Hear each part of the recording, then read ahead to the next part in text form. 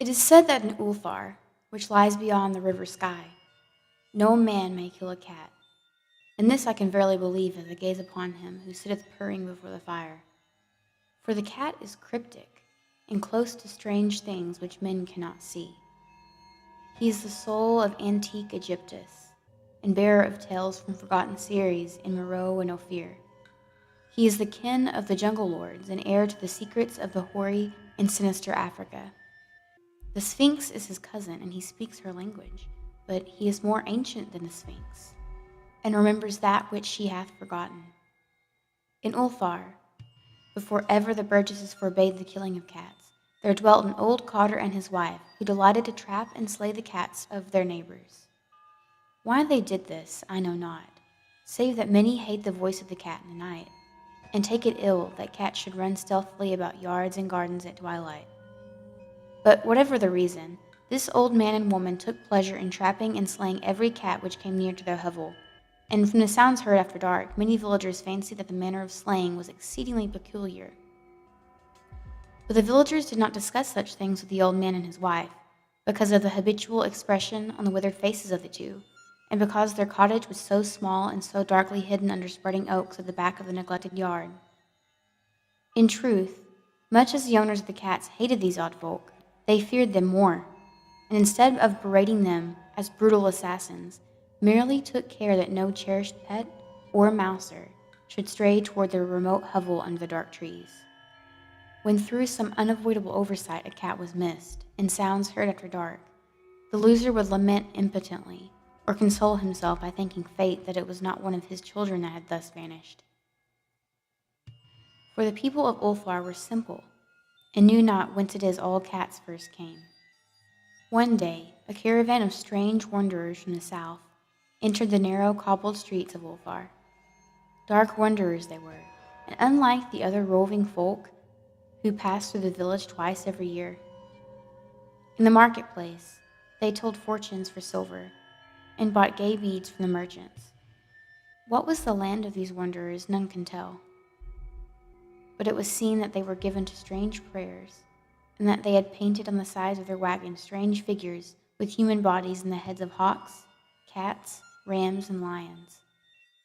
And the leader of the caravan wore a headdress with two horns and a curious disc twixt the horns.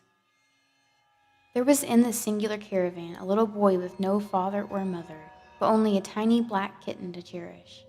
The plague had not been kind to him, yet left him this small furry thing to mitigate his sorrow. And when one is very young, one can find great relief in the lively antics of a black kitten. So the boy, whom the dark people call Menez, smiled more often than he wept as he sat playing with his graceful kitten on the steps of an oddly painted wagon. On the third morning of the wanderer's stay in Ulthar, Menez could not find his kitten, and as he sobbed aloud in the marketplace, certain villagers told him the old man and his wife, and of sounds heard in the night. And when he heard these things, his sobbing gave place to meditation, and finally to prayer.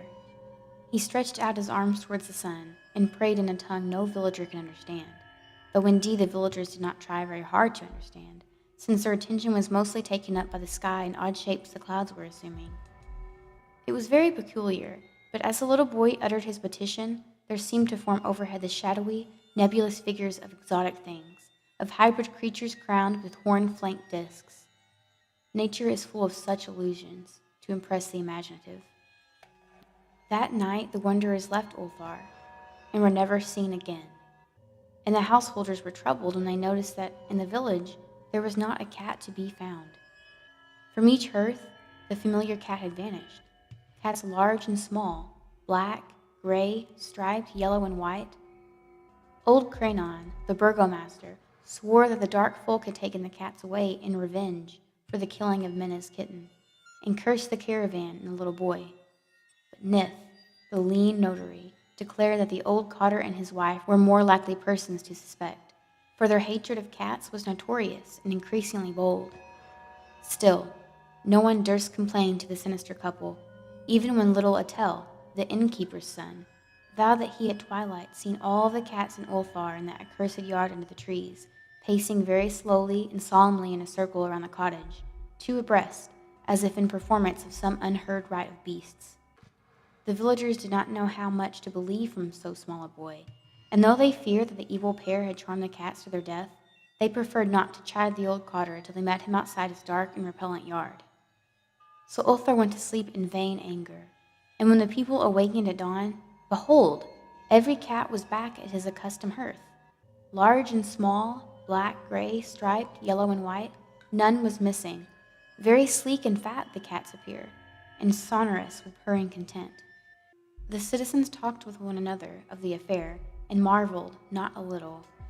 Old Cranon again insisted that it was the dark folk who had taken them, since cats did not return alive from the cottage of the ancient man and his wife. But all agreed on one thing, that the refusal of all the cats to eat their portions of meat or drink their saucers of milk was exceedingly curious. And for 2 whole days, the sleek, lazy cats of Ulthar would touch no food, but only doze by the fire or in the sun. It was fully a week before the villagers noticed that no lights were appearing at dusk in the windows of the cottage under the trees. Then the lean Nith remarked that no one had seen the old man or his wife since the night the cats were away. In another week, the burgomaster decided to overcome his fears and call at the strangely silent dwelling as a matter of duty, though in so doing he was careful to take with him Shang the blacksmith and Thul the cutter of stone as witnesses. And when they had broken down the frail door, they found only this: 2 cleanly picked human skeletons on the earthen floor, and a number of singular beetles crawling in shadowy corners.